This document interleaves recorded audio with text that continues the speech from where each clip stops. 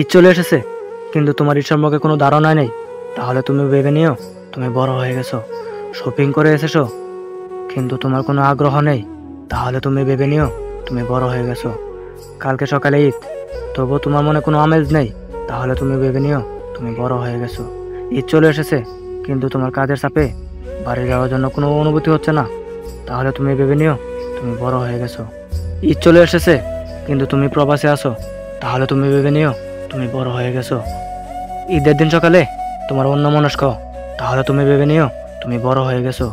ঈদের নামাজ পড়তে গিয়েও পাশের মেলায় চোখ পড়লো না, তোমার কিছু কেনার আগ্রহ নেই। আর ঈদ নিয়ে তোমার কোনো আলাদা মাথা ব্যথা নেই। তাহলে তুমি বুঝে নিও তুমি বড় হয়ে গেছো। একটি সময় ছিল ঈদ আসার আগেই কাপড় কেনার জন্য ধুম পড়ে যেত। সবার কাছ থেকে সালাম নিতাম আর ভাবতাম এবার কোন খেলনাটা কিনবো। আসলে আমরা পৃথিবীতে যখন জন্মাই তখন ভালো লাগা নিয়ে জন্মাই। যখন বড় হতে থাকি লাহে লাহে আমাদের কাছ থেকে আনন্দগুলো কেড়ে নিয়ে দিতে থাকে দুঃখ। তা কিছুতেই আনন্দ আর লাগে না। অতীতের সুখগুলো ভেবে সুখের দিনগুলোও আমাদের দুঃখ হয়ে যায়। আমি বড় হয়ে গেছি, তাই আমার মনে কোনো আনন্দ নেই। আচ্ছা, তুমি কি বড় হয়ে গেছো? উত্তরটা কমেন্টে বলে যাও।